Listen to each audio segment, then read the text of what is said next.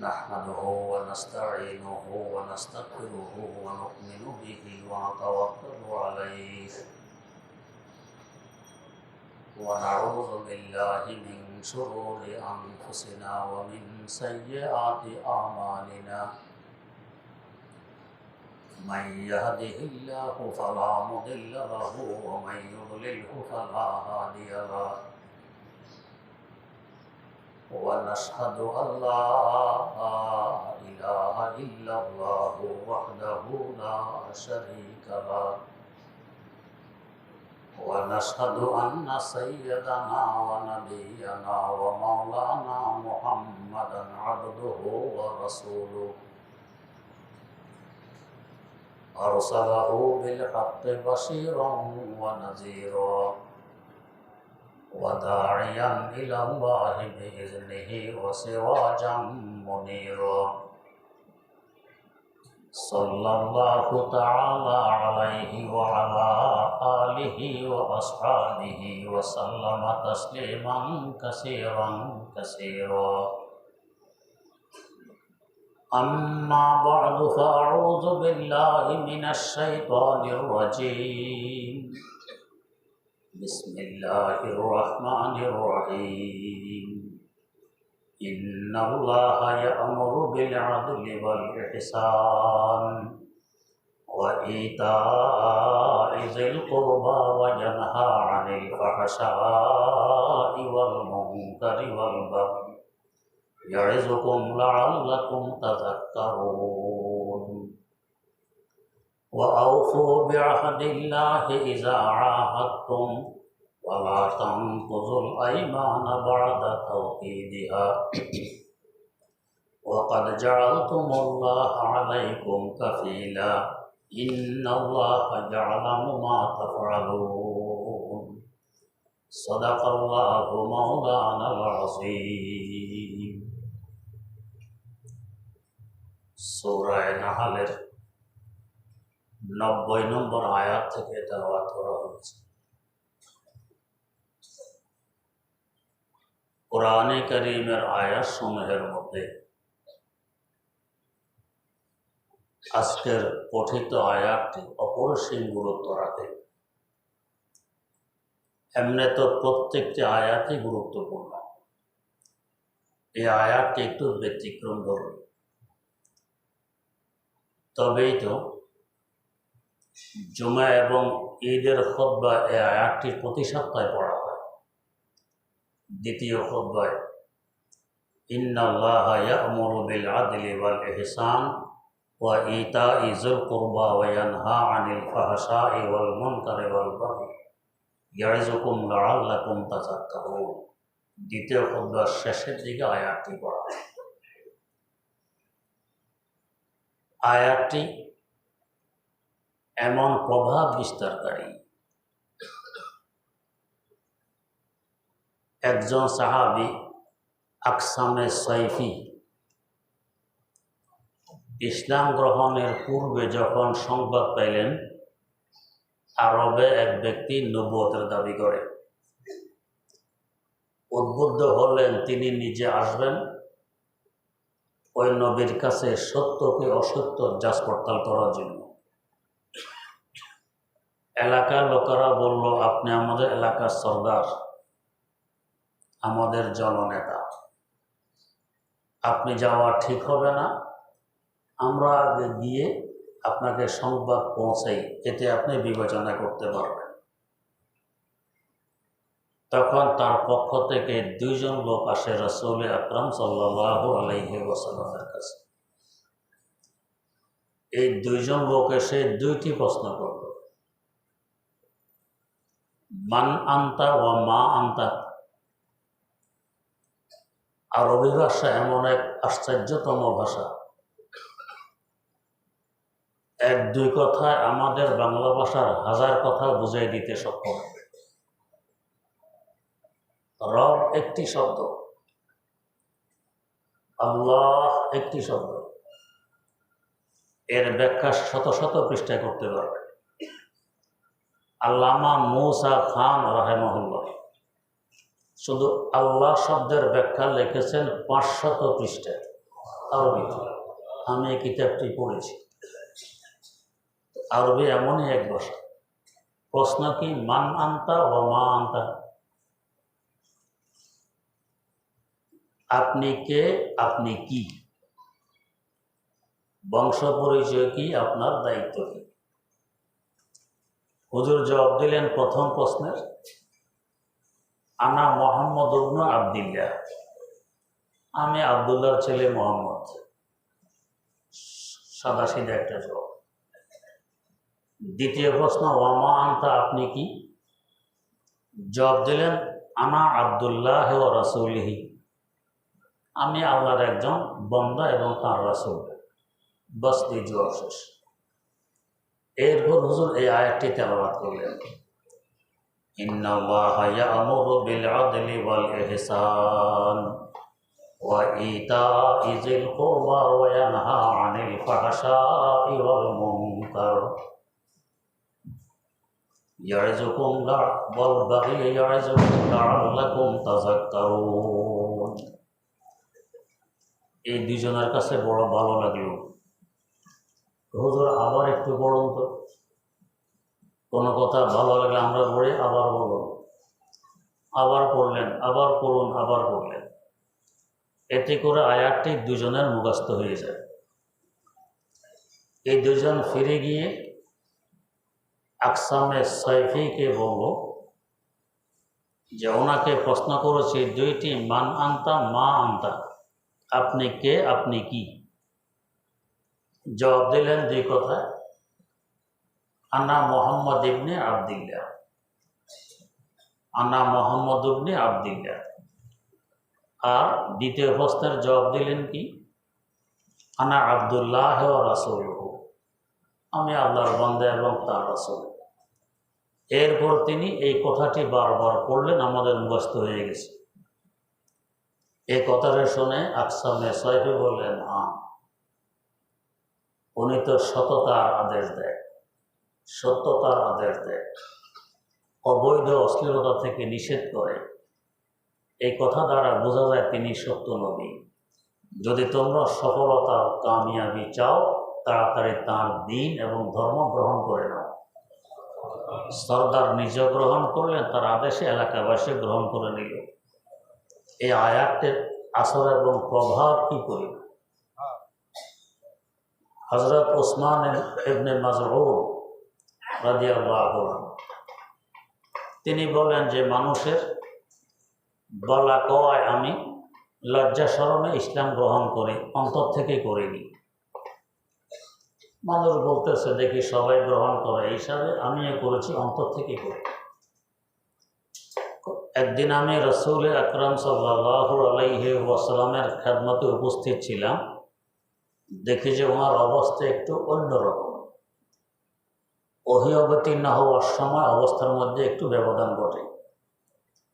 কারণ আলমে মালাকুত, ঊর্ধ্ব জগতের ওহী আসতেছে আলমের নাসুতে, বস্তু জগতে। তা গ্রহণ করতে হলে আলমে নাসুত আর বস্তু জগতের মাখলুকে একটু সরুদ উপরের দিকে উঠতে হয়। এটা কঠিন ব্যাপার। তাই হুজুরের অবস্থা দেখি একটু অন্যরকম। এরপর অবস্থাতে কেটে গেলে হুজুর বললেন, হযরত জিবরাইল আমিন আমার কাছে এসেছেন, আয়াতটি পৌঁছে গেলেন, ইন্নাল্লাহা ইয়া'মুরু বিল আদলি ওয়াল ইহসান ওয়া ইতা'i যিল কুরবা ওয়া ইয়ানহা 'আনিল ফাহশা'i ওয়াল মুনকারি ওয়াল বাগই ইয়া'যুকুম লা'আল্লাকুম তাযাক্কারুন। এই আয়াতটি শোনার পর আমার অন্তরে এমন এক প্রভাব বিস্তার করল যে রাসূল আকরাম সাল্লাল্লাহু আলাইহি ওয়াসাল্লামের মহব্বত এবং ভালোবাসা অন্তরে ঘর করে বসে গেল। তখন থেকে আমি অন্তর থেকে ইসলাম গ্রহণ করি, বাস্তবে মুসলমান হই। আয়াতটির প্রভাব এত বেশি। এই আয়াতে 3 কাজের আদেশ এবং 3 কাজের নিষেধ করা হয়েছে। ধরতে গেলে এই 6 কাজের ব্যাখ্যা দিলে গোটা ইসলাম এবং মানবতা এই 6 কাজের ভিতরে এসে যায়। আয়াতটি এমন ব্যাপক। ইন্নাল্লাহা ইয়া'মুরু, আল্লাহ পাক তাকিদের সাথে হুকুম করতেছেন। কাকে করতেছেন? সমস্ত মানব জাতিকে। শুধু মুসলমান যে তা না, সমস্ত মানব জাতিকে। ইয়া আমরু, কিসের হুকুম? বিল আদল ওয়াল ইহসান ওয়া ইতাই যিল কুরবা, 3 কাজের আদেশ। 1 নম্বর বললেন আদলের হুকুম করতেছেন। আইন দাল লাম আদল এর মূল মাদা এবং ধাতু। তার অর্থ হলো বরাবর করা, সমান সমান করা। কিসের বরাবর, কিসের সমান সমান? প্রত্যেক বস্তুর হিসাবে বরাবর আর সমান সমানের মধ্যে ব্যবধান ঘটে। একটি বাঁশ ধরুন 20 হাত লম্বা, যদি বরাবর করে কাটতে বলা হয়, একদিকে 10 হাত আরেকদিকে 10 হাত, এটাও এক বরাবর করে কাটা মধ্যখানে।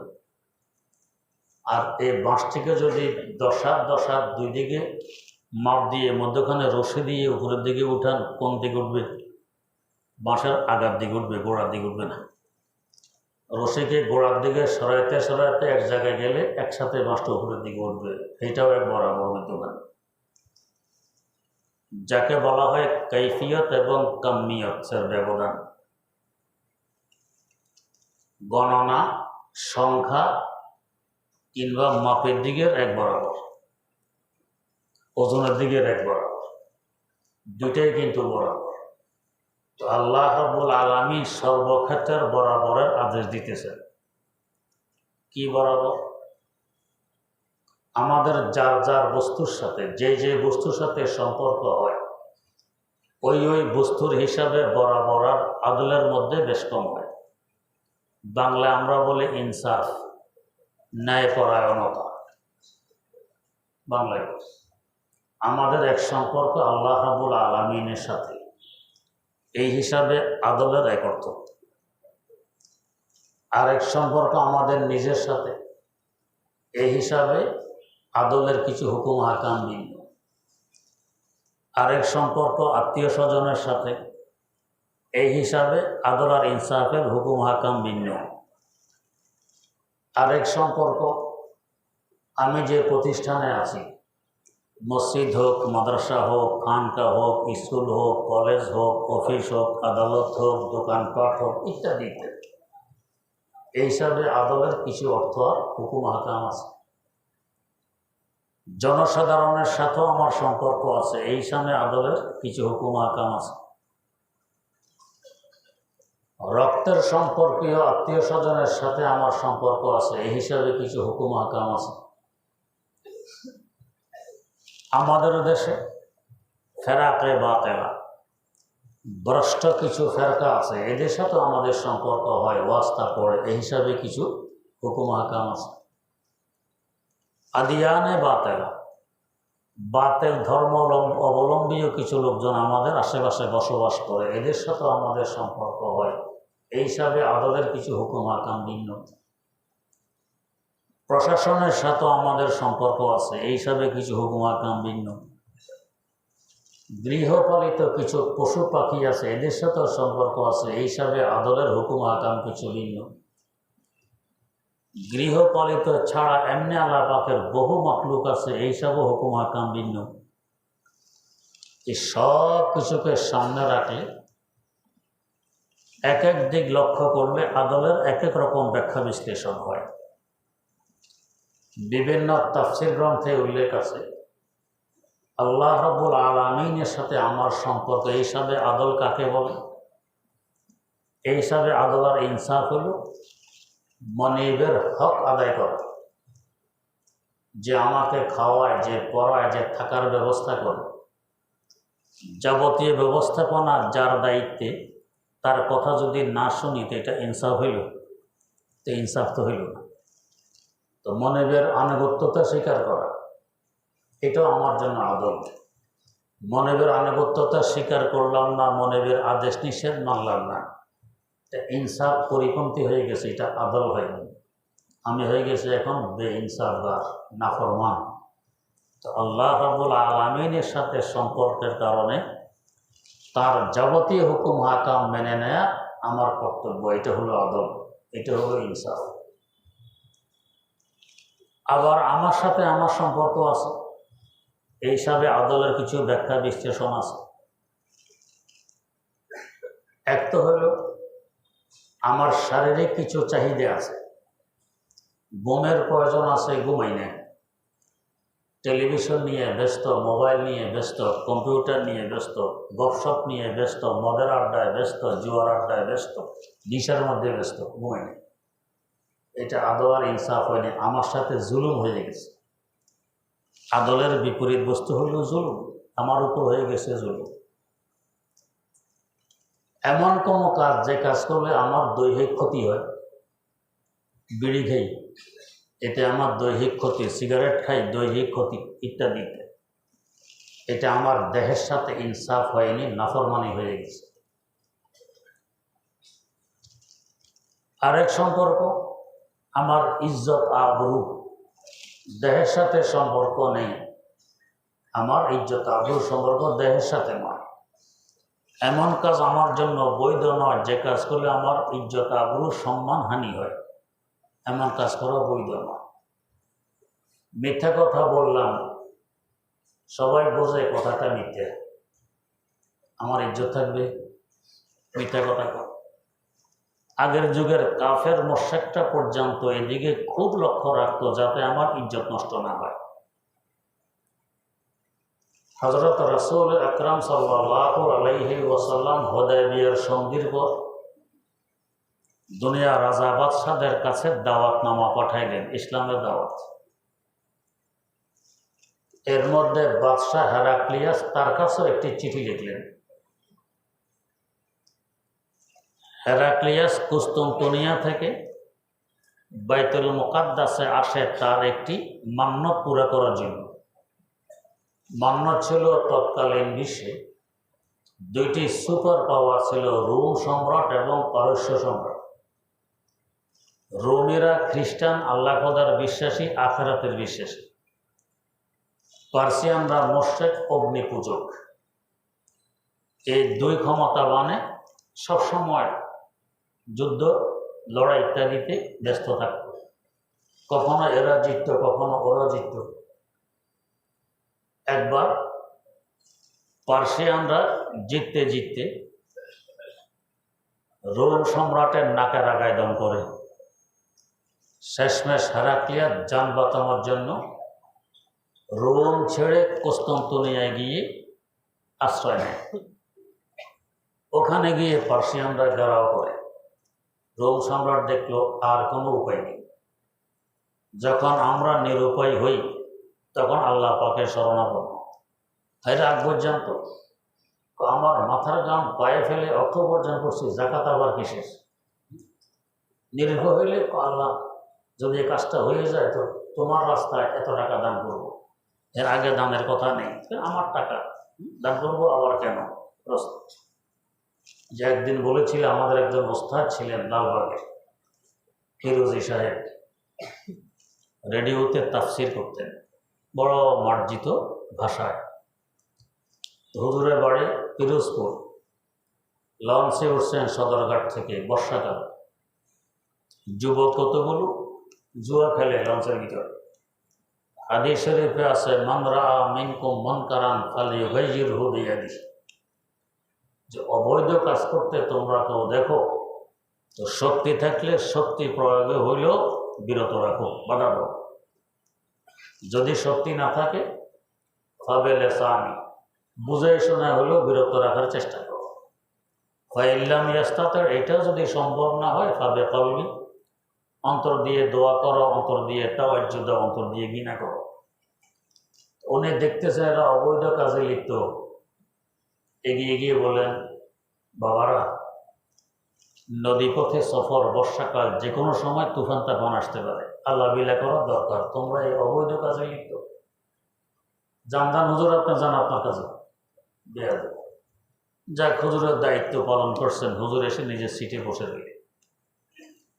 একটু পরে শুরু হইল তুফান। এখন লঞ্চ এমনভাবে ডুলতেছে যেন এখনই ডুববে। এই যুবকগুলো জুয়া টুয়া থুয়া দৌড়াইয়া আসে হুজুরের চতুর্থ আমজা করে ওদের, হুজুর লাইলা লাইলা, হুজুর লাইলা, হুজুর লাইলা। লাইলা ইল্লাল্লাহ বলবো যে এই সময় এখন আর না, লাইলা লাইলা মজনু লাইলা জপতেছে লাইলা। তো বিপদে পড়লে আল্লাহর কথা হের আগে আল্লাহর কথা মনে পড়ে। তো হেরাক্লিয়াস তো যে আমি সুপার পাওয়া, যখন বিপদে পড়ছে আর রক্ষা নেই, এখন আল্লাহ শরণাপন্ন। আল্লাহ যদি আপনি আমাকে জয়যুক্ত করেন, আমি পায়ে হেঁটে বাইতুল মুকাদ্দাস গিয়ে আপনার ইবাদত করে আসবো, এটা তার নাম হচ্ছে। এর মধ্যে পারস্য সম্রাটের সাথে তার এক গভর্নরের আনবন শুরু হয়। অবনাগত গভর্নর দেখলো আমি আর এই পদে থাকতে পারবো না, আমাকে বরখাস্ত করে দিই। আমাদের দেশে এক নিয়ম, মানুষে মনে করে আমি যখন খেতে পারবো না তোকেও খেতে দিব না, এরকম করে। আমাদের এক সাথী ছিল লালবাগে, কোন দিন কোথায় কি দাওয়াত হেরেগুলি খোঁজ আছে।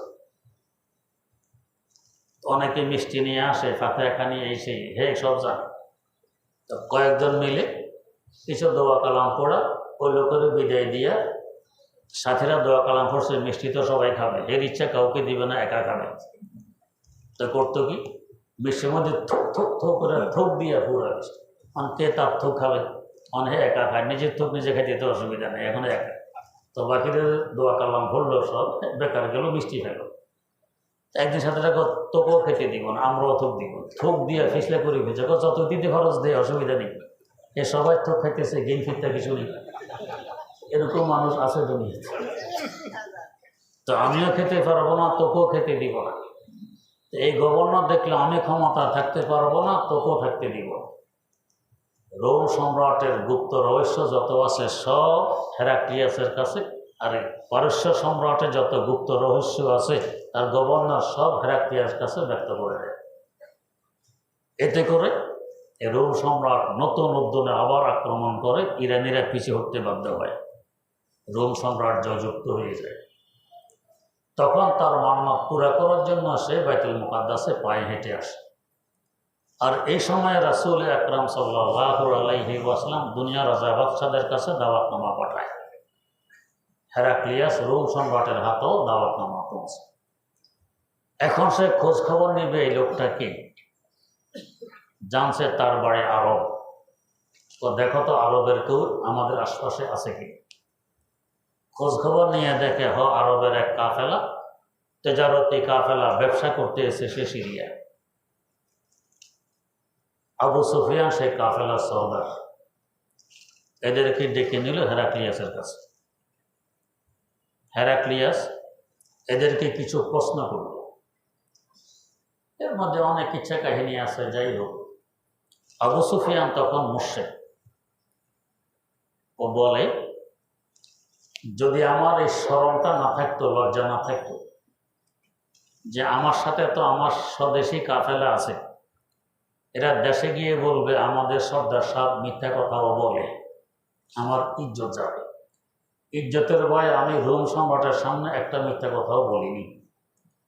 ইজ্জতের ভয় না থাকলে সুযোগ ছিল মিথ্যা কথা বলতেন, যাতে সেও বোঝে এটা আসলে নবী নয়, তার মিথ্যা দাবি।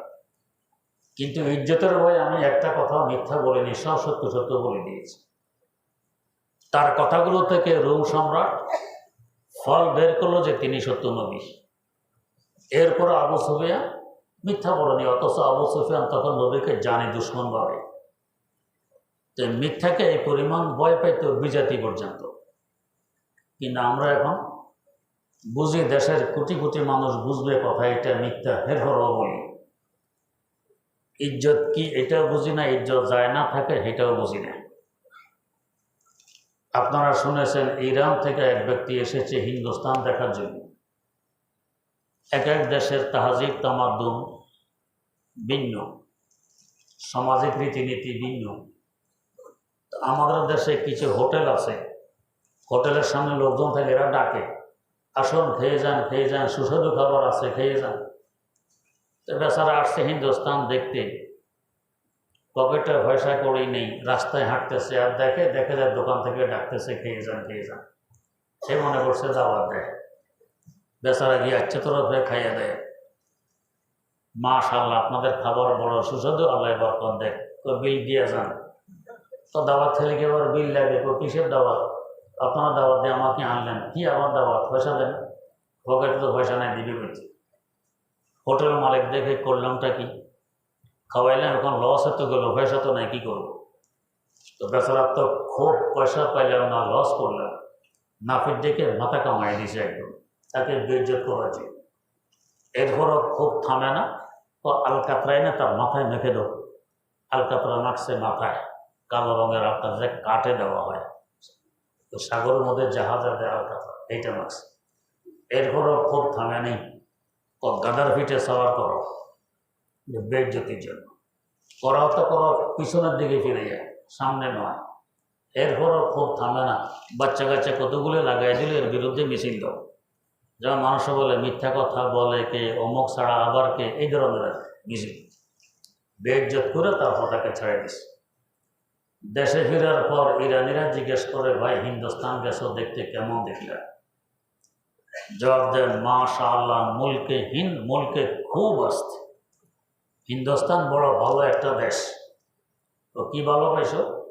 তো খাওয়া দাওয়া ফ্রি, হোটেলে খাইলে পয়সা দিতে হয় না, মাথা কামানো ফ্রি, নাফিতের পয়সা দেওয়া লাগে না, মাথায় তেল দেওয়া ফ্রি, তেলেরও পয়সা লাগে না, সাওয়ার হওয়া ফ্রি, বিনা পয়সা সাওয়ার হওয়া যায়। এরপরে মিছিলও দেয় ফ্রি। আমাদের সাহেব মিছিল বের করতে কত টাকার দরকার? বিনা পয়সা আসে কেউ মিছিলে? আসে না। একই ব্যক্তি আপনারও মিছিল দেয়, আমারও দেয়, এই দলেরও দেয়, এই দলেরও দেয়, এই পয়সার দরকার, দল কি? তো সব ফ্রি, এর থেকে ভালো দেশ আর হবেন কই? এই বেচারার বেইজ্জতির শেষ সীমায় পৌঁছাইছে, কিন্তু হে মনে করে কি ইজ্জতের উচ্চ শিখরে আমি পৌঁছে গেছি। ইজ্জত বেইজ্জত বুঝার জন্য তো একটা যোগ্যতা লাগে, এটাও নাই, মিথ্যা বলতেছে। এটা আমার নিজের ইজ্জত নষ্ট হইল, আমার হক নষ্ট হইলো, আমার সাথে আমি জুলুম করলাম, ক্ষতি অন্যদের করি নেই, ক্ষতি হয়ে গেছে আমার, এটা বুঝি না। নিজের সাথে নিজের সম্পর্ক। তেমনিভাবে অনেক সময় নিজের ইজ্জত আবরু এমন কোনো আচরণের কারণে আমরা নষ্ট করে ফেলি। একখানে যাইতেছি, বাসের চাকা পাঞ্চার হয়ে গেছে, এখন বেচারা নেমে যত তাড়াতাড়ি সম্ভব চাকা এটা খুলে আরেকটা লাগাও। বাসের যাত্রীরা সব রাস্তার মধ্যে হাঁটে। এক বেটা এসেই বড় গরম কন্ট্রাক্টরের সাথে, আমার পয়সা দিয়ে দাও, নষ্ট বাস নিয়ে আসছো, পয়সা দিয়ে দাও। একবার, দুইবার, তিনবার। বেটা কয়, আপনার কিন্তু এখন খালি হাত। আমার হাতে দেখছেন ডান বাড়িটা, ওই যে চাকা যে খোলে আছে দেখছেন, প্যাসেঞ্জার আপনি একা, এরা তো কেউ পয়সা চায় না, আপনি এত ব্যস্ত হয়ে পড়লেন পয়সার জন্য, চাকা আমি নষ্ট করছি? হইতেই পারে। তো নিজের ইজ্জতটা নিজে নষ্ট করে, এটা বৈধ নয়। আমার ইজ্জত হেফাজত দায়িত্ব আমার, এমনকি আশপাশে যারা আছে হেদেরও অন্যের ইজ্জতের হেফাজত দায়িত্ব আমার। ব্যতিক্রম করলাম, এটা আদলের পরিপন্থী, এটা জুলুম হয়ে গেছে। তো নিজের সাথে নিজের সম্পর্ক, এই হিসাবে আমার ইজ্জত রক্ষা করার দায়িত্ব আমার। এমন কাজ করা যাবে না যে কাজগুলো আমার ইজ্জত নষ্ট হয়। এখানে আরেকটি কথা বোঝার আছে, সেইটা হলো অনেক সময় আমরা বিনয় আর নম্রতা মনে করে বলি কি, আমি কিছু জানি না, শুনি না, মূর্খ মানুষ, এলেম নেই, আমল নেই, কোনো রকম আছে। সব মানুষ সব কথা বোঝার যোগ্যতা রাখে না। অনেকে মনে করো আসলে এলেম নেই, কালাম নেই, আমল নেই, কিচ্ছু নেই। তো ওনার কথা, ওনারা ইমাম বানাইলেন। নিজে তো বলতেছে এলেম নেই, নিজে বলতেছে আমল নেই, হেরে আমরা ইমাম বানাই কি হিসাবে? এতে বাদ দিতে হবে। তো বোঝার মতো যোগ্যতা নেই। উনি যে তাওয়াজু আর বিনয়ী হিসাবে বলছে, এটা বোঝা। তা সর্বক্ষেত্রে এগুলো বলা যায়, সর্বক্ষেত্রে এগুলো বলা যায়। আমার এক দাদা ওস্তাদ ছিলেন, বিচার সালিশে গেলে বলতেন, আমি কিন্তু মাওলানা। কেন এই কথা বলার দরকার? নাকি কিবির, অহংকার, বড়ত্ব? না, উল্টাপাল্টা বিচার করবা, ইনসাফ পরিপন্থী কোনো বিচার করবা, ভুল ধরার মতো লোক এখানে আছে, আমি মাওলানা, এটা জরুরি। এটাকে বলে খুদি, এটা কিবির নয়, অহংকার নয়, অহমিকা নয়, এটাকে খুদি বলে, এটা জরুরি। আর আমি কিছু জানি না, আমি শিখি, এটাকে বলে বেখুদি। এটা তাওয়াজু নয়, এটা বিনয় নয়, এটা বেখুদি। বেখুদি আমাদেরকে ধ্বংস করে দেয়, আর খুদি আমাদের ইজ্জত আবরুর জন্য আবশ্যক, এটা জরুরি। দেখতে কিন্তু অহংকার, অহমিকা এবং খুদি একরকম দেখায়, তাওয়াজুর, বিনয় এবং বেখুদি একরকম দেখায়। বাস্তবে আকাশ পাতাল তফাৎ, অনেক ব্যবধান। আমার শেখ মুর্শিদ শেখুল ইসলাম আল্লামা তাকি ওসমানী দামাত বারাকাতুহুম দৃষ্টান্ত দেয়। দুই ব্যক্তি নদীর ওই পারে যাবে, একজন ওই পারে পৌঁছে গেছে, আর একজন পৌঁছার অপেক্ষায় এই পারে দাঁড়াইয়াছে। ও ওই পারে পৌঁছে দাঁড়াইয়াছে, আর এই পারে দাঁড়াইয়াছে। দুজন দুই পারে দাঁড়ানো। দূর থেকে তাকাইলে দুজনকে একরকম দেখা যায়, নদীর দুই ধারে দুজন দাঁড়াই আছে, এইটুকু। বাস্তবে ব্যবধান কত? একজন মুক্তাদি, একজন মুনতাহি। একজন পৌঁছার অপেক্ষায় আছে, আরেকজন পৌঁছে গেছে, বহু ব্যবধান। তো ঠিক খুদি এবং অহংকার, অহমিকা দেখতে একরকম, বাস্তবে আকাশ পাতাল তফাৎ। বেখুদি আর বিনয়ী দেখতে একরকম, বাস্তবে আকাশ পাতাল তফাৎ। খুদি আবশ্যক আমাদের জন্য, এটা অহংকার নয়। আর বেখুদি মহলেক আমাদেরকে ধ্বংস করে দেয়, এটা তাওয়াজুর নয়। আর তাওয়াজুর, বিনয়ী, এটা আবশ্যক আমাদের জন্য।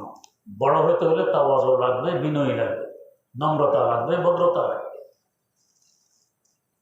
তো খুদি আর কিবির এক নয়, দেখতে একরকম।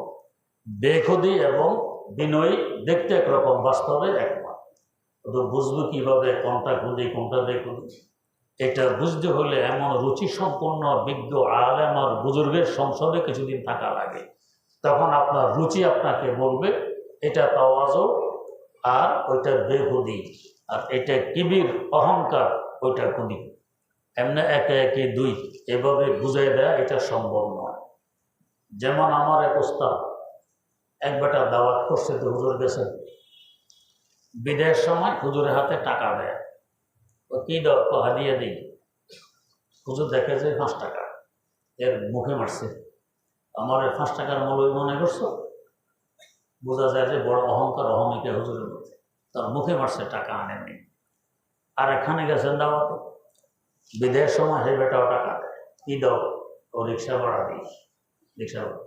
হুজুর এমনি মুখ করে নিয়ে আসছেন, দেখেন অনেক কত দিয়ে।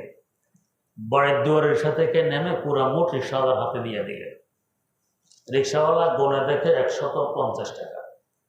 বলতেছে হুজুর এখানে ভাড়া তো 10 টাকা, বলে আমাকে বেশি দিয়ে ফেলছে। কয় না, ওরা সব তোর জন্য দিয়েছে। বলছিল কি, হুজুর ভাড়া দিই তোর জন্য। হুজুর 1 টাকাও ফেরত পেলে না, সব তাকে দিয়ে দিলে। এখন বোঝা গেছে আগে যে 5 টাকা তার মুখে মারছে, এটা ছিল হুজুরের খুদি, অহংকার নয়। যদি ওইটা অহংকার হইতো, এখানে গনে গনে 10 টাকা দিয়ে 140 টাকা নিজে রেখে দিতেন, হুজুর তো রাখেননি। তো কোনটা খুদি আর কোনটা কিবির, অহংকার, কোনটা বেখুদি আর কোনটা বিনয়ী, নম্রতা, এটা একে একে দুই, এভাবে বোঝা যায় না।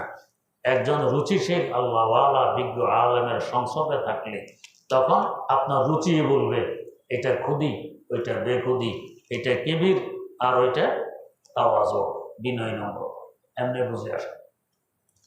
তো আমার সাথে আমার যে সম্পর্ক, এগুলো সব সামনে রেখে চললে তখন আমি আদেল, ইনসাফদার। ব্যতিক্রম ঘটলে আমি আদেল হতে পারলাম না, আমার হয়ে যাব জালেম।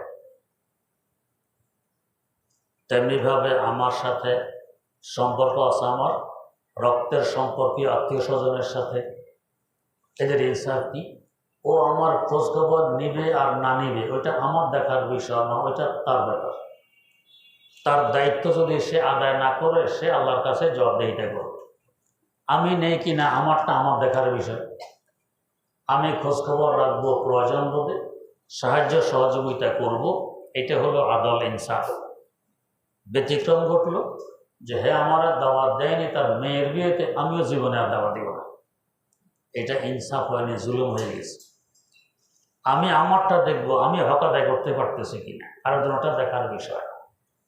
তেমনিভাবে কোনো প্রতিষ্ঠানে আমি চাকরি করি, হ্যাঁ হের বেতন আমার থেকে বেশি কেন, কাজকে আমার থেকে বেশি করে না, আমি আমার কাজের হক আদায় করি কিনা এটা দেখার বিষয়। হে কি করে না করে, সেই জন্য আমাকে তো রাখেনি, ওটার জন্য ভিন্ন লোক আছে, ওই দায়িত্ব আমার নয়। এতে করে ফিতনা ফাসাদ শুরু হয়, এমনকি কোনো প্রতিষ্ঠান ধ্বংস পর্যন্ত হয়ে যায় এই ফিতনা ফাসাদে। বুঝতেছি না কোনটা আদল আর কোনটা জুলুম। আমার দায়িত্ব পালন করুক, এটা দেখার বিষয়। তেমনিভাবে আমার সম্পর্ক আছে জনসাধারণের সাথে, এই হিসাবেও আমার আদবের অর্থ ভিন্ন, জুলুমের অর্থ ভিন্ন। জনসাধারণ অনেকে আছে অনেক কিছু বোঝে না, তাকে মাজুর মনে করা লাগে, বা যারা বোঝার মতো যোগ্যতা রাখে না। আমি যদি তাকে ডিগ্রি পাস কিংবা মাস্টার ডিগ্রিধারীর মতো ব্যবহার করতে যাই, বেচারা কি বুঝবে? বেচারা তো বুঝবে না কিছু। হাকিমুল উম্মত মুজাদ্দিদুল মিল্লাত হযরত শাহ আশরাফ আলী থানভী রহমতুল্লাহ আলাইহি বয়ান করতেছেন, গ্রাম্য ব্যক্তি গুড়ের কলা নিয়ে আসছে মাথায় করে, কলা। যৌবয়েরা কলা হয়তো বুঝবে না, যারা গুড় বিক্রি করে গেলে দেখবেন লম্বা লম্বা কলসির মতো, এটাকে উপর করে রাখে, নিচের দিক দিয়ে ভেঙে ভেঙে আস্তে আস্তে ভাঙে আর গুড় বিক্রি করে, এটাকে বলে কলা। কলা মাথায় করে নিয়ে এসছে। একটা বয়ানের সময় এভাবে সামনে আসা ঠিক নয়, মানুষকে ডিঙ্গায়। দ্বিতীয়ত বয়ানের সময় কথাবার্তা তো পরের কথা, সালাম দেওয়াও নিষেধ। আর এই বেচারা এই ডিঙ্গাইয়ের সামনে আসছে তো আসছে, এসে মৌলভী তোমার লিয়ে গুড় হাদিয়া লায়া, মৌলভী সাহেব তোমার জন্য গুড় আনছে হাদিয়া। এ তো মনে করে কত বড় কৃতিত্ব, কত বড় এহসান করছে হুজুর করে, হাদিয়া লায়া। কাহা রাখুন, রাখবো কই জিজ্ঞেস করে। দরকার ছিল এখন এক জায়গায় বসো, রেখে দাও, বয়ান শেষ হলে হুজুরের কাছে পেশ করো। গ্রাম্য বেচারা আদব লেহাজ তো বোঝায়। তা হজরত বুঝেন গ্রাম্য ব্যক্তি, তো वहाँ कोने पे रख दो, ওইখানে রেখে দাও। তো নেই वहाँ नहीं रखूँगा, ওইখানে রাখবো না। কেমন ডিস্টার্ব চিন্তা করো। হুজুর বলতেছেন ওইখানে কোণে রেখে দাও, ওইখানে রাখবো না। তো হজরত তো বোঝেন, তো এসা করো মেরে সার পর রাখো, আমার মাথায় রেখে দাও। এই বেচারা সুন্দর করে হুজুরের মাথায় তুলে দিচ্ছে পুরা গুড়ের কলা বয়ানের সময় হুজুরের মাথায়। বলেন তো আমরা হলে লাঠি হইতেন। কিন্তু হাকিমুল উম্মত মুজাদ্দিদুল মিল্লাত হযরত আশরাফ আলী থানভী রহমতুল্লাহ আলাইহি, যাকে হাকিমুল উম্মত বলা হয়, নবর সেনাস, মানুষের রবরেশা দেখলেই বোঝেন যে হাব্বাব কি বোঝেন। গ্রাম্য ব্যক্তি এগুলি বোঝে টোঝে না, মাযুর। তো হজরত নিজের মাথা থেকে নিয়ে যেখানে রাখতে বলছিলেন নিজে নিয়ে সেখানে রেখে দেয়। এখন হে খুশি, হুজুরের মাথায় দিতেই পারছে হাদিয়া। আরেকবারটা একদিন 10 টাকা হাদিয়া দিছে, হাদিয়া দিয়ে মনে করে হুজুরকে তো আমি কিনেই ফেলছি, হাদিয়া দিই। তো বস সারাদিন হুজুরের পিছা ছাড়া না, এই কথা সেই কথা, হাবি জাবি দরকার এনে দরকার। শেষ সময় বাধ্য হয়ে তো ভাই তোমার 10 টাকা তুমি ফেরত নাও, এই 10 টাকা দিয়ে আমার সারাদিন নষ্ট করছো তুমি, দরকার নেই, 10 টাকা তোমার টাকা তুমি ফেরত। আর আমরা তো এখন আরো 10 কদম এগিয়ে। আমি দান করছি মাদ্রাসা কিংবা মসজিদে, মনে করে কি হুজুরে বড় উপকার করলেন, আপনি আপনার উপকার করছেন। মাদ্রাসার দান করছেন, সব হুজুর পাবে না আপনি পাবেন, আপনি পাবেন। মসজিদে দান করছেন, সব কে পাবে? আপনি পাবেন। কিন্তু মনে করে কি হুজুর বড় উপকার করছি, মাদ্রাসার টাকা দিয়ে আসছি, এখন হুজুর আমার কথা শুনবে না তো কার কথা শুনবে? বড় অবদান নয়। তো জনগণের অবস্থা তো হইল এরকম, বোঝে না অনেক কিছু। এই যে আমাদের মসজিদের কাজ চলতেছে, আল্লাহু আকবার, কত রকমের প্রশ্ন, কত উত্তর দিবেন। যখন প্ল্যানিং হইতেছিল, আরে সর্বনাশ, এত টাকা মাটির নিচে ঢুকানোর কি অর্থ? মসজিদের টাকা নষ্ট হইতেছে, কেন এত টাকা মাটির নিচে ঢুকাবো? আরে মাটির নিচে এত টাকা না ঢুকাইলে এখানে একসময় ডোবা ছিল, মসজিদ ভেঙে পড়বে, মসজিদ টিকবে না।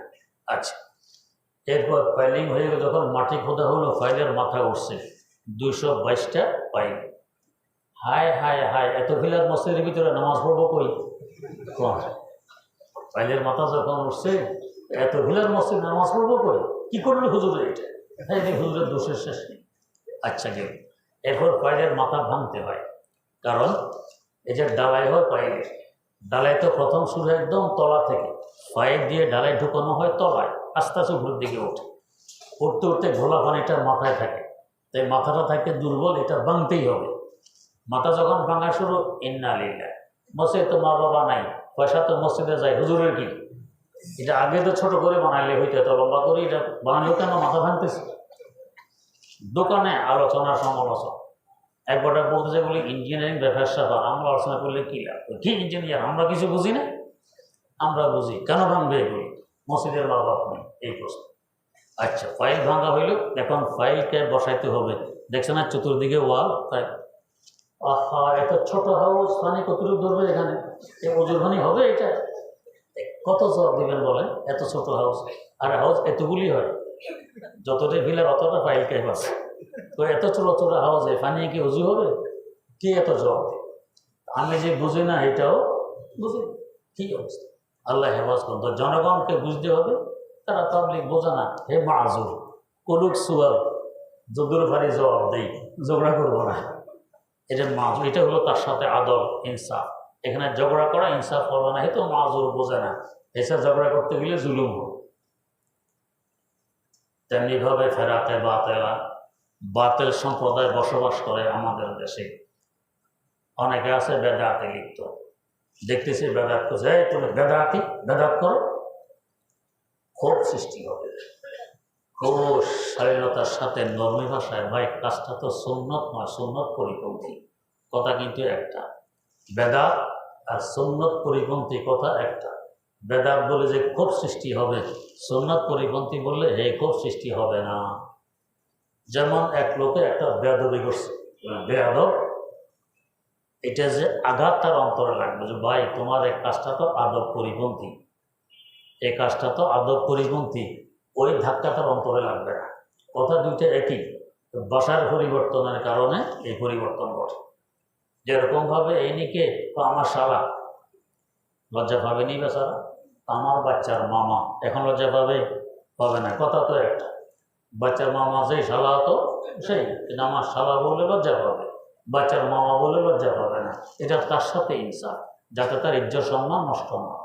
তো ফেরাতে বাতলা এরকম, তাদের সাথে এমন আচরণ করব যাতে আমার আচরণে মুগ্ধ হয়ে বেদাত পরিহার করে সুন্নত অবলম্বন করতে বাধ্য হয়। আমি একবার পাকিস্তানে বাসে যেতেছি, আমার পাশে আরেক ব্যক্তি বসা, জিজ্ঞেস করতেছে কোথায় গেছো, কি করো? শুনে টুনে বলো, ও আচ্ছা आप देवबंदी हैं, आपने देवबंदी? बोला हाँ मैं देवबंदी हूँ। तो क्या आप देवबंदी हैं या बेरेलवी? ওখানে দুই গ্রুপ খুব মুখোমুখি, দেওবন্দি বেরেলভি। তো দেখেন সে কথা বললো না मैं देवबंदी हूँ, অথবা বললো না मैं बेरेलवी हूँ, বলতেছে কি, तो उलमाए देवबंद की कशिश अपनी तरफ खींच लेती है, उलमाए देवबंद की कशिश अपनी तरफ खींच लेती है। দেওবন্দীদের আচার আচরণের আকর্ষণে তাদের দিকে টেনে নিয়ে যায়। আমি দেওবন্দি সরাসরি না বলে এই কথা বলল কি, ওলামায়ে দেওবন্দের আচার আচরণে আমাকে তাদের দিকে টেনে নিয়ে যায়। আচরণ কাকে বলে চিন্তা করে, ফেরাতে বাতালার সাথে ওলামায়ে দেওবন্দ এ হলো আচরণ। দারুল দেওবন্দের প্রতিষ্ঠাতা হুজ্জাতুল ইসলাম আল্লামা কাসেম নানুতুবি রাহিমাহুল্লাহ এখানে গেছেন, সাথে ওনার কিছু ছাত্ররাও আছে। এদের মধ্যে তার প্রসিদ্ধ ছাত্র আমাদের মুরব্বীদের মুরব্বী শাইখুল হিন্দ আল্লামা মাহমুদ হাসান দেওবন্দি রাহিমাহুল্লাহ ছিলেন। তো রাত্রে শোয়ার সময় এক ছাত্র বলতেছে, আজ ফজর কি নামাজ ফলা মসজিদ যাকে পড়েবে, আজকের ফজরের নামাজ অমুক মসজিদে গিয়ে পড়বো। আজান তো বেগাইর, এই মসজিদের ইমাম আমাদের হুজুরকে কাফের ফতুয়া দেয়, এখানে গিয়ে নামাজ পড়বো। এদের মধ্যে তর্ক বিতর্ক, যাই হোক শুয়ে বসে। ফজর আগ দিয়ে হজরত নানুতুবি রহমতুল্লাহ এসে এদেরকে উঠে বলেন, চলো ভাই নামাজ পড়তে আতে হ্যাঁ, চলো ভাই নামাজ পড়ে আসে। ছাত্রদেরকে নিয়ে সোজা এই মসজিদে, যে মসজিদ আলোচনার ছাত্ররা করছে ওই মসজিদে উপস্থিত হলেন, নামাজ পড়লেন। মসজিদে দেখে আল্লামা কাসেম নানুতুবি মোসাফা না করে থাকতে পারে, মোসাফা করতেছে। এখন সব মসজিদেরা মোসাফা করে, ইমাম যদি না করে কেমন দৃষ্টি করবে? তো মনে তো চায় না, হেতু মনে করে কাফের। তারপরও খাতিরে, মানুষের অন্তর জয়ের খাতিরে মোসাফা করছে। হজর হাতটা ধরলেন, ছাড়লেন না। এরপরে বললেন, হামে পাতা হয় আপ হামে কাফের ফতুয়া দিতে হ্যাঁ, এটা আমার জানা আছে, আপনি আমাদেরকে কাফের ফতুয়া দেন। এরপরে বললেন, হাম আপকে ফতুয়া কি কদরদানি করতে হ্যাঁ, আমরা আপনার এই ফতুয়ার যথেষ্ট মূল্যায়ন করি। বলেন তার অন্তরটা কি হইতেছে, পানি পানি হয়ে যেতেছে। আমরা আপনার ফতুয়ার যথেষ্ট মূল্যায়ন করি। কেন? इसलिए कि आप हमें गुस्ताख रसूल समझते हैं और गुस्ताख रसूल काफिर ही हुआ करता है। আপনি আমাদেরকে রাসূলের গুস্তাখ মনে করেন, রাসূলের সামনে আমরা বেয়াদবি করি এটা ভাবেন, এইভাবে তো আমাদেরকে কাফের ফতুয়া দেন। বাস্তবে যারা রাসূলের সাথে গুস্তাখি করে, বেয়াদবি করে, এরা কাফের, ঠিক কথা। তবে আমাদের ব্যাপারে আপনার কানে যে কথাগুলো পৌঁছেছে এগুলো সত্য না অসত্য, আমরা গোস্তাকি করি না, আমরা রাসূলের আদব বজায় রেখে চলি, সুন্নতের পাবন্দি করি, রাসূলকে মহব্বত করি। আর মহব্বত তো মহব্বত কি করি? আল্লাহু আকবার। মক্কায় মুকাররমা থেকে যেতেছেন মদিনা মুনাওয়ারা জিয়ারত করবে, ওনাদের তো মদিনা যাওয়ার শখে ব্যতিক্রম, আমরা তো এগুলোর বাতাসও পাই না। তাদের তো অবস্থা হলো শখে আতিশ সে তড়পতা হৌসলা মাই বেকরার, শখে আতিশ সে তড়পতা হৌসলা মাই বেকরার, হাজিরে শহরে মদিনা কব নসিবে হো মুঝে, गुम्बदे खजरा दिखा दे रोज़ाए अतहर मुझे, दरमियाने कब्र मिंबर गिड़गिड़ाने दे मुझे, रोज़ाए अक़दस दिखा कर इश्क़ में दीवाना हुआ, मिस्ल अबू बकर उमर उस्मान अली कर दे मुझे। তাহলে তো অবস্থা 14 দিন লাগতো তখন মক্কায় মুকাররমা থেকে মদিনা মুনাওয়ারায় পৌঁছতে। যখন বীর আলী, যাকে জুল হুলাইফা বলা হয়, এখন বলে বীর আলী, এখানে পৌঁছলেন। সামনে আর 11 কিলোমিটার, এখান থেকে মদিনার মসজিদের মিনারা দেখা যায়। লাফ দিয়ে ওটের পিঠ থেকে নেমে গেলেন, জুতা খুলে ফেলে দিলেন, পায়ে হাঁটা শুরু। ইমাম রব্বানি, আবু হানিফা সানি, আল্লামা রশিদ আহমদ গঙ্গুই রহমতুল্লাহও সাথে ছিলেন, আরও বহুত কাফের। ওনাকে দেখা দেখি অনেকেই ওর থেকে নেমে গেল, জুতা খুলে খালি পায়ে হাঁটা শুরু করল। একটু হাঁটার পরে ওইখানের পাথরগুলো বড় চোখা, পায়ে দিলে পা জখম হয়, এরা আর পারল না, আবার জুতা পরে নিলে ওটের পিঠে উঠল। কিন্তু হজরত নানা তুমি তার উঠলেন, খুব পা রক্তে লাল হয়ে গেছে, এসকিয়া শের পড়তেছে আর হাঁটতেছে। পায়ের কি অবস্থা এই খবর কি এখন আছে? এই খবর তো এখন নেই। সামনে তো রাসূল আকরাম সাল্লাল্লাহু আলাইহি ওয়াসাল্লাম মহব্বতের সরসার চলতেছেন, শের করতেছেন, এদিকে পা থেকে রক্ত গড়িয়ে পড়তেছে, পা লাল হয়ে গেছে। 11 কিলোমিটার পাথর দিয়ে খালি পায়ে হেঁটে 14 দিন সফরের পর মদিনা মুনাওয়ারায় পৌঁছলেন। বলেন তো এমন মহব্বতের নজির আর কে দেখাইতে পারে? এদের মহব্বত কি করবে? আল্লামা কাশ্মীরি রহমতুল্লাহ আলাইহি যাদেরকে বেদাতিরা কাফের বলে, আল্লাহ হেফাজত করো। রাসূল আকরাম সাল্লাল্লাহু আলাইহি ওয়াসাল্লামের শানে কি বলতেছেন তিনি? आदम के लिए फख्र ये आली नसबी है, आदम के लिए फख्र ये आली नसबी है, मक्की मदनी हाशमी ओ मुत्तलबी है, मक्की मदनी हाशमी ओ मुत्तलबी है, ऐज़ाएर बैते नबवी याद रहे ये बेकार दया जंबिश लब्बे अदबी है, आहिस्ता कदम पुस्त निगाह पुस्त सदा हो, ख्वाबीदा यहाँ रूह रसूल अरबी है, ख्वाबीदा यहाँ रूह रसूल अरबी है। आदम अलैहिस सालामेर दो জাহানের বাদশাহ এখানে আরাম করতেছেন। ও জিয়ারতকারী খবরদার, আস্তে আস্তে কদম ফেলো, কথা আস্তে আস্তে বলো, দো জাহানের বাদশাহ এখানে আরাম করতেছে। আহেস্তা কদম পসত নেগা পোস্তে সদা হো, খাবিদা ইহাঁ রোহে রাসূলে আরবি হ্যায়।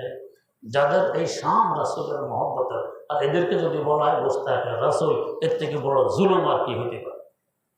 হযরত নামতে বলতেছেন যে আপনি আমাদেরকে গোস্তাখে রাসূল ভেবে কাফের ফতুয়া দেন, আমরা ফতুয়ার মূল্যায়ন করি, তবে আমরা গোস্তাখে রাসূল নই, আমরা রাসূলের আশিক, রাসূলের সুন্নতের পাবন্দি করি। বলেন তো এই বেটা এতদিন কাফের ফতুয়া দিত, আর জীবনে দেওয়ার সাহস পাবে? তো ফেরাতে বাতিলার সাথে এইভাবে আচার আচরণ ব্যবহার করা, এটা হবে আদল, আর তার উল্টা করা এটা হবে জুলুম। যদি বলে এই বেদাতের বাচ্চা, শুনবে আমার কথা? শুনবে না। আগে যদি বেদাত একটা করতো, এখন 3টা করবে। আগে আমাকে গালি একবার দিলে, এখন 3বার দিলে। এটা হেদায়েতের নিয়ম নয়, এটা হবে জুলুম। তেমনিভাবে আদিয়ানে বাতিল, খ্রিস্ট ধর্ম হোক, ইহুদি ধর্ম হোক, আমরা যদি আল্লাহ ক্ষমা করুন ঈসা আলাইহিস সালামকে দুইটা গালি দিয়ে দিই, আমাদের ঈমান থাকবে? থাকবে না। মূসা আলাইহিস সালামের সাথে বেয়াদবি করি, ঈমান থাকবে? থাকবে না। তাদের নবী আমাদেরও নবী, আমরা শ্রদ্ধা ভক্তি করব, ইজ্জতে হেতারাম বজায় রাখবো, এখানে বেয়াদবি করা যাবে না। তো আদিয়ানের বাতেল ধর্ম যেগুলো, এগুলোর ধর্মগুরুর সাথেও কোনোরকম বেয়াদবি করা যাবে না। করতে গেলে এরা আমাদের ধর্মগুরু রাসূল আকরাম সাল্লাল্লাহু আলাইহি ওয়াসাল্লামের সাথে বেয়াদবি করবে, এটা জুলুম হবে। যাই হোক, এভাবে যাদের সাথে আমাদের সম্পর্ক হয় এদের সাথে দিকে লক্ষ্য করলে তখন আদলের এক এক ব্যাখ্যা হয়। আল্লাহ রাব্বুল আলামিন তাকিদের সাথে হুকুম করতেছেন, ইন্নাল্লাহা ইয়া'মুরু বিল আদল। আল্লাহ রাব্বুল আলামিন তাকিদের সাথে হুকুম করতেছেন আদলের, ইনসাফের, যাতে জুলুম তোমরা না করো। এরপরে আছে এহসান, এরপরে ইতায়ে জিল কুরবা। বাকি এরপর আরো 3 কাজ থেকে নিষেধ। আল্লাহ রাব্বুল আলামিন তৌফিক দিলে সামনে হবে ইনশাআল্লাহ। সুবহানাল্লাহি ওয়া বিহামদিহি, সুবহানাকা আল্লাহুম্মা ওয়া বিহামদিক, আশহাদু আল্লা ইলাহা ইল্লা আনতা আস্তাগফিরুকা ওয়া আতুবু ইলাইক।